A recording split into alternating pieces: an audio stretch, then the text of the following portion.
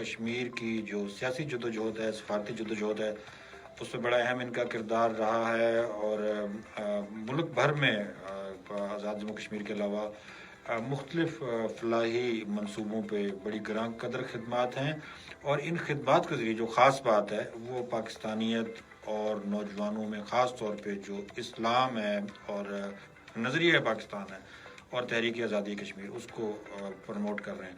ہماری خوش قسمتی ہے، آج بڑی مصروفیات تھیں ان کی مظفر آباد میں، کچھ وقت انہوں نے ہمیں بھی دیا۔ بہت شکریہ انعام الحق صاحب، آپ نے ہمیں قیمتی وقت دیا۔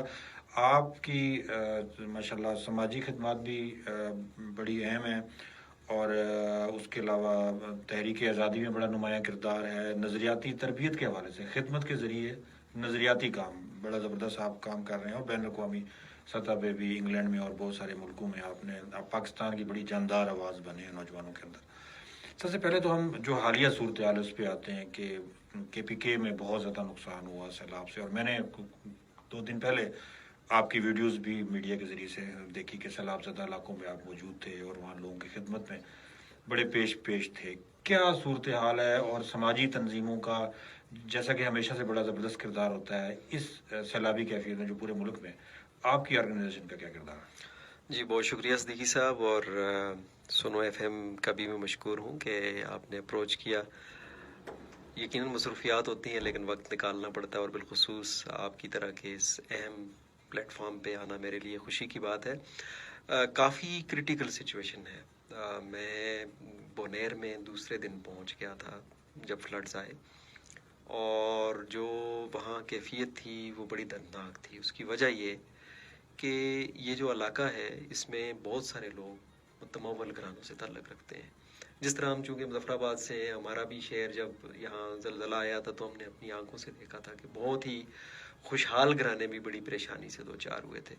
تو وہاں بھی یہی کیفیت، اور جو اس میں المیہ سب سے بڑا یہ کہ چونکہ چند سیکنڈ میں پورا گھر گر گیا، اور فلو اتنا زیادہ تھا پانی کا۔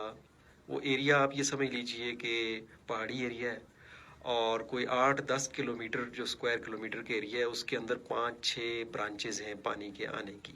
روٹین میں وہاں چھوٹے نالے تھے اور اس کے ارد گرد گھر تھے، اور وہ ایسا نہیں تھا کہ پانی کی رکاوٹ میں وہ بنے ہوئے، چونکہ یہ بھی ایک جنرل ایشو ہے شہروں میں، تو یہ ایشو ہے کہ آپ نے پانی کا جو نیچرل فلو ہے اس پہ اگر تعمیرات کر دی ہوں تو پھر پانی جب بھی آتا ہے اس کو نقصان ہوتا ہے۔ یہاں وہ صدیوں سے اسی سیٹنگ میں رہتے تھے، اور کوئی تصور نہیں تھا کہ یہاں کبھی یہ ہو سکتا ہے۔ تو چونکہ کلاؤڈ برسٹ کی یہ جو وجہ ہے ایک دم سے فلڈ کاز کرنے کی، وہ یہ ہوتا ہے کہ بہت تھوڑے وقت میں، چند منٹوں میں لاکھوں ملین پانی جو ہے وہ آسمان سے گرتا ہے اور اس کا ایک فلو بنتا ہے، اور ساتھ میں کلاؤڈ ٹوٹنے کی وجہ سے وہ جو آسمانی بجلی گرتی ہے اس کا بھی ایک امپیکٹ ہوتا ہے، تو اس کا ملبہ چلنا شروع ہو جاتا ہے۔ پانی ملبہ سب مل کے آتے ہیں اور فلو میں۔ اچھا، اب جہاں گھر تھا، فرض کرتے ہیں کہ وہ گھر ڈبل سٹوری تھا، لیکن ملبہ آ گیا اس پہ 50 فٹ اور گزر گیا۔ اب نقشہ ہی بدل گیا، گھر کہاں تھا، اندر کون تھا، گھر والے نکلے یا نہیں نکلے، بچے تھے وہ کدھر گئے، خواتین تھیں وہ کدھر گئی۔ تو وہاں چونکہ یہ دن کا ٹائم تھا، مرد حضرات باہر تھے، خواتین اور بچے زیادہ تھے، اور پھر بچاتے بھی لوگ جو ہے وہ اس کی نظر ہو گئے۔ تو لیکن لوگ باہمت ہیں، حوصلہ مند ہیں، خوددار ہیں، اور مطلب ہم نے یہ دیکھا کہ کھانا تقسیم کرنے والے بے تحاشا لوگ تھے، پانی لے کر جانے والے بے تحاشا لوگ تھے، لیکن ان کی پرائرٹی اور ان کا فوکس یہ تھا کہ اگر کسی کی ڈیڈ باڈی نہیں ملی تو وہ مل جائے، اگر کوئی لاپتہ ہے تو وہ مل جائے، اگر کسی کی ڈیڈ باڈی مل گئی ہے تو اس انتظار میں ہیں کہ اس کے لیے جگہ کون سی طے کی جائے۔ پھر وہاں اجتماعی قبریں بنی، آپ نے تصویریں بھی دیکھی ہوں گی سوشل میڈیا کے ذریعے۔ تو بنیر میں یہ کافی کریٹیکل تھا، مینگورہ میں اسی طرح بہت وسیع پیمانے پہ فلڈ آیا ہے۔ وہاں اموات کم ہوئی ہے لیکن انفراسٹرکچر کی تباہی مینگورہ میں بھی بہت بڑی ہے، پھر شانگلہ میں بہت بڑی ہے۔ پھر ابھی ہم واپس آ رہے تھے تو دوسرے دن جو ہے وہ سوابی میں انسیڈنٹ ہو گیا، اور یہ وہی کیفیت ہے جو یہاں ہمارے یہاں مظفر آباد کی مختلف مضافات میں کبھی فلیش فلڈنگ ہوتی ہے اچانک سے، جیسے سرلی سچا میں بھی ہوا۔ تو یہ ایک کلائمیٹ چینج جس میں آپ یہ کہہ لیجئے کہ پاکستان کا، کشمیر کا کنٹریبیوشن، ٹھیک ہے ہم درخت کاٹتے ہیں، نہیں کاٹنے چاہیے، ہمیں تعمیرات غلط نہیں کرنی چاہیے، لیکن اصل میں جو کلپرٹس ہیں وہ ویسٹرن انڈسٹریل کنٹریز ہیں کہ جن کی وجہ سے دنیا کا درجہ حرارت بدلا ہے، اور اس کی وجہ سے آپ یہ سمجھ لیجئے کہ یہ تباہی جو ہے وہ آنا شروع ہوئی۔ جی اچھا انعام بھائی، سوشل خدمات، سماجی جو خدمت ہے وہ تو طویل ایک فہرست ہے، بڑا مختصر ہے، بات نہیں کر سکتے، لیکن میں اپنے دیکھنے اور سننے والوں کو یہ بتاؤں گا کہ بڑے طویل عرصے سے 8 اکتوبر 2005 سے لے کے اب تک مسلسل انعام الحق صاحب جو ہے نا وہ بڑے خاموش انداز میں خدمت خلق پہ مشغول ہیں، اور ایک ایسا فیس ہے پاکستان کا جو الحمدللہ نہ صرف پاکستان کے اندر بلکہ دنیا بھر میں بھی انہوں نے ایک نام جو ہے نا پاکستان کا پازیٹیو نام وہ اجاگر ہمیشہ سے کیا۔ اچھا انعام صاحب، سماجی خدمات کی اہمیت ہمارے یہاں شاید بعض پس منظر میں جو ہے نا وہ چلی جاتی ہے، اور زیادہ لوگوں کو اس حوالے سے پتہ نہیں ہوتا، ہماری حکومتوں کو بھی نہیں پتہ ہوتا کتنی خاموش خدمت جو ہے نا وہ ہو رہی ہے سماجی تنظیموں کے ذریعے سے۔ آپ مختصراً بتائیں کہ کسی بھی معاشرے کی ترقی کے لیے، بہتری کے لیے یا حکومت کی معاونت کے لیے سماجی تنظیموں کا کردار کتنا اہم ہے؟ جی بہت زیادہ اہم ہے، اور جس طرح صحافت اپنے لیے ریاست کے چوتھے ستون کے طور پہ کہتی ہے، میں سمجھتا ہوں کہ یہ بھی میں کوئی نمبر شمبر یا پوائنٹ سکورنگ کی بات نہیں کروں گا، لیکن یہ بہت اہم ستون ہے، اور اس کا تعلق اگر آپ دیکھیں تو دین کے اندر فطری طور پہ موجود ہے۔ آپ یہ دیکھیے کہ زکوٰۃ جو ہے اس کا پورا کانسیپٹ، وہ جو 8 مصارف زکوٰۃ ہیں وہ کیا ہیں؟ وہ سماج کے لیے ہے، ان کا تعلق سماج کی خدمت سے، اور وہ دین اسلام کا ایک اہم رکن ہے زکوٰۃ۔ اچھا اسی طرح صدقے کا کانسیپٹ کیا ہے؟ دوسرے کی مدد کرنا، دوسرے کی، اور کس لیے کرنا؟ اپنے اوپر آئی ہوئی مصیبت کو ٹالنے کے لیے۔ صدقے کے بارے میں بہت ساری حدیث ہیں، وقت مختصر ہے، لوگ جانتے ہیں۔ تو صدقہ ہے، زکوٰۃ ہے، تو ہم اگر اسلامک پرسپیکٹو میں دیکھیں تو یہ چیز بنتی ہے۔ انسانیت کے طور پہ دیکھیں تو حقیقت یہ ہے کہ اس دنیا میں آنے والا ہر انسان دوسرے کا محتاج ہے، اس کا ڈیپینڈنٹ ہے، چاہے وہ دنیا کا سب سے پاورفل انسان ہی کیوں نہ ہو، اسے بہرحال دوسرے انسانوں کی ضرورت ہے۔ اور اگر انسان کو دوسرے انسان کی ضرورت ہے، اور اگر انسان اور حیوان بھی ایک دوسرے کا خیال رکھتے ہیں، یہ مسکنسیپشن ہے، ہمیں نہیں پتہ ان چیزوں کا، تو اس اعتبار سے یہ بہت اہم پہلو ہے۔ اور میں ایک اور چیز آپ کو یہ بتاؤں، بعض اوقات یہ عام طور پہ ایک کانسیپٹ ہوتا ہے کہ جی سماجی کارکن کا سیاست سے کیا لینا دینا، تو میں یہ کہتا ہوں کہ سیاست سماج کا حصہ ہے، سماج سیاست کا حصہ نہیں ہے۔ سماج جب سیاست کا حصہ بن جاتی ہے، یعنی اگر میں کسی سیاسی ایجنڈے کو فلو کرنے کے لیے سماجی خدمت کروں تو پھر وہ سیاست بن گئی، اور وہ ٹھیک نہیں ہے، اس کو اتنا ہم اچھا نہیں دیکھتے۔ لیکن سیاست سماج کا حصہ ہے، چونکہ سماج کیا ہے؟ معاشرہ ہے، سوسائٹی ہے، تو سیاست اس کا کمپوننٹ ہے۔ تو ہمیں اپنی سیاست کی ڈائریکشن ٹھیک کرنے کے لیے بھی سماجی سطح پہ اویئرنیس، شعور پیدا کرنے کی ضرورت ہے۔ اگر سماج کے اندر شعور ہوگا تو سیاست پازیٹیو ہوگی، سماج کے اندر شعور نہیں ہوگا تو سیاست نیگیٹو ہو جائے گی۔ اور میں سمجھتا ہوں کہ سماجی تنظیمیں مختلف مدارج ہیں، جیسے آپ نے بات کی، اگر ہم بات کریں تو ایک ہمارا ہیومینیٹیرین سیکٹر ہے جس میں آپ ریلیف، ریسکیو اور اس کے اندر کام کر رہے ہوتے ہیں۔ ایک سوشل ویلفیئر کا، سماج کی ویلفیئر کے اوپر کام کرنا، جیسے بیوہ، یتیم، نادار، ان کے، پھر ایک سوشل ڈیولپمنٹ ہے کہ آپ نے صرف وقتی مدد نہیں کرنی ہے، آپ نے لوگوں کو سسٹینیبل بنانا ہے۔ اصل مطلوب جو ہے وہ سوشل ڈیولپمنٹ ہے۔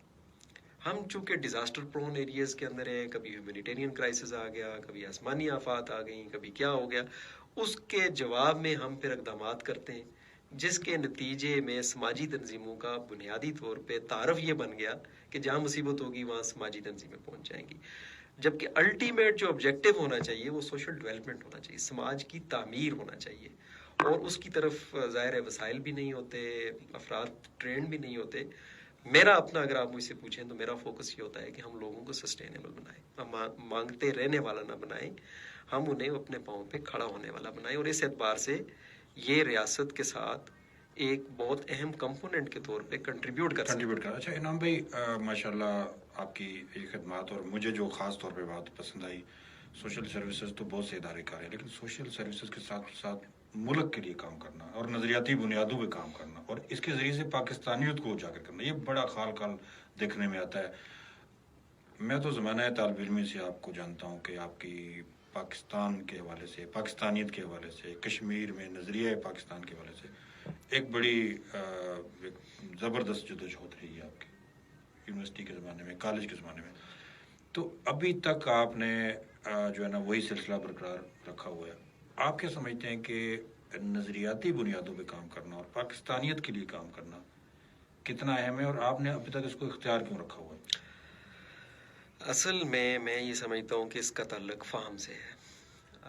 میں الحمدللہ اس میں بڑا کلیئر ہوں کہ اگر آپ مجھ سے پوچھیں کہ وہ کون سی 2-3 چیزیں ہیں جو میرے نزدیک ان کمپرومائزیبل ہیں، تو سب سے پہلے اسلام، دوسرے نمبر پہ پاکستان، اور تیسرے نمبر پہ ہماری اپنی جو ہے ایک شناخت علاقائی. ٹھیک.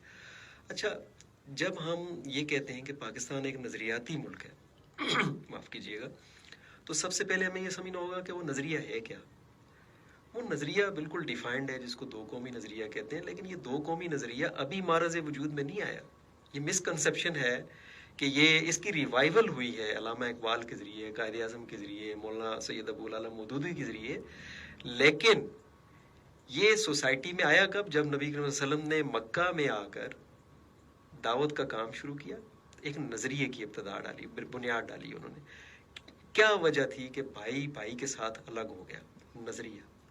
آج مسئلہ یہ ہے کہ ہم نظریہ کس کو کہتے ہیں؟ ہم نظریہ کہتے ہیں جو ماڈرن ڈیفینیشنز ہیں، جو سوشلسٹ سیکٹر نے کر لیں، سیکولرسٹ سیکٹر نے کر لیں، میٹیریلسٹک سیکٹر نے کر لیں. لیکن بینگ اے مسلمان ہمارا ریفرنس پوائنٹ کیا ہے؟ میں جب بھی کسی سے یہ بات ہوتی ہے، وہ ضمنی بحثوں میں وہ لیتے ہیں، میں انہیں کہتا ہوں آپ کور پہ جائیں، بنیاد پہ جائیں. بنیاد کیا ہے؟ ہم مسلمان ہیں، اللہ کو مانتے ہیں، تو حاکمیت اس کی ہوگی، وے آف لائف اس کا دیا ہوا ہوگا، اسٹیٹ اس کے طریقے پہ چلے گی. تو جو پاکستان کا وجود، جو معرض وجود میں آیا پاکستان، وہ کس بنیاد پہ تھا؟ اس بنیاد پہ کہ ہم نے ایک ایسی مملکت قائم کرنی ہے کہ جو حاکمیت الہیہ کی طرف جائے گی. اچھا، جب یہ نظریہ ہے ہمارا، تو یہ کوئی ایک وقت کے لیے نہیں ہو سکتا کہ اسٹوڈنٹ لائف میں سمجھ لیا تو اس کے بعد یہ ختم ہو جائے. کاروبار میں جائیں تو یہ نہ اپلائی ہو، سوشل سیکٹر میں جائیں تو یہ نہ اپلائی ہو. تو میں اس لیے اس پہ بڑا فرم ہوں، کلیئر ہوں. اور ایک چیز میں اور ایڈ کر دیتا ہوں، بدقسمتی سے ہم نعرے کو نظریہ سمجھتے ہیں. میں نے کچھ عرصہ پہلے سوشل میڈیا پہ ایک کوسچن بھی ڈالا تھا، نعرہ، نظریہ، بیانیہ، ان میں کیا فرق ہے؟ ہماری سوسائٹی کنفیوزڈ ہے، اسکالرلی اپروچ نہیں ہے، لوگ جو ہے اس چیز کو سمجھنے سے قاصر ہیں. وہ کسی ایک پرکشش قسم کی بات کو، نعرے کو نظریے کا نام دے دیتے ہیں. نظریہ بالکل مختلف چیز ہے. نظریہ وہ ہے جس کے مطابق آپ نے اپنی زندگی بسر کرنی ہے. جب پاکستان کا نظریہ دین ہے، اسلام ہے، تو وہ ایک دن کے لیے تو نہیں ہے. تو میری کمٹمنٹ اس کے ساتھ کیسے شیک ہو سکتی ہے جب میں اس میں کلیئر ہوں؟ اور میں سمجھتا ہوں آج کے نوجوان کو اس مسکنسیپشن سے، یہ زندہ باد، مردہ باد، فلاں کی بات، اس کی بات، اس کی بات، حقوق، یہ وہ سب کچھ ایگریڈ. ہمیں اپنے حقوق کی بھی پہچان ہونی چاہیے، اس کے لیے جدوجہد بھی کرنی چاہیے. لیکن جب آپ بات کرتے ہیں ان تعلقات کی، میں کتنا ہی بڑا کیوں نہ ہو جاؤں، میں اپنی ماں سے بڑا نہیں ہوں. اور میں ماں سے اپنا حق مانگنے سے پہلے میرا یہ فرض ہے کہ میں یہ دیکھوں کہ ماں کے بارے میں میرے فرائض کیا ہیں. جب اسٹیٹ کو ہم ماں کہتے ہیں اور کہتے ہیں کہ جی ہم ریاست ماں ہوتی ہے اور ریاست کو ماں کی طرح بیہیو کرنا چاہیے، بالکل درست بات ہے، کرنا چاہیے. لیکن بیٹے کے طور پہ میرا بھی تو کوئی فرض ہوگا نا. تو بیٹے کے طور پہ میرا سب سے پہلا فرض یہ ہے کہ میری لائلٹی اپنی ماں کے ساتھ ہو، نظریے کے ساتھ ہو. اگر میں لائل ہی نہیں ہوں اپنی ماں کے ساتھ، تو پھر مجھے یہ دیکھنا پڑے گا کہ میں واقعی یعنی وہ بھی ہوں یا نہیں. میں اب وہ الفاظ استعمال نہیں کرنا چاہتا. اس کا مطلب یہ ہے کہ ہمیں اپنی اسٹیٹ کو، اگر وہ نظریے کی بنیاد پہ ہے، سب سے اہم بات یہ کہ جغرافیائی کی بات نہیں ہو رہی، نظریاتی کی بات ہو رہی ہے. اس کانٹیکس میں اس لیے کلیئر ہوں اور اس پہ فارم ہوں الحمدللہ. جی بہت شکریہ. بڑی مزید گفتگو کرنے کا بھی میرا ارادہ تھا، لیکن وقت کی اجازت نہیں ملی، اور ہمارے پروڈیوسر صاحب بھی بار بار متنبہ کر رہے ہیں کہ وقت ہمیں اجازت نہیں دے رہا. انعام الحق مسعودی، بڑی مختصر گفتگو ہم نے کی، لیکن بڑی جامعہ گفتگو، اور ایک ایسی شخصیت کے جو ہمہ جہت ہے اور جو خدمت کے ذریعے سے پاکستان کا نام روشن کر رہی ہے، نہ صرف ملک کے اندر بلکہ بیرون دنیا میں بھی، اور ایک سراپا جدوجہد شخصیت. ہمارے پروگرام کا وقت مختصر ہوتا ہے. انشاءاللہ تعالیٰ پھر کسی دن ہم اپنے معزز مہمان کو دوبارہ زحمت جو ہے نا دیں گے. اس وقت تک کے لیے انشاءاللہ کل پھر ملاقات ہوگی. اللہ حافظ.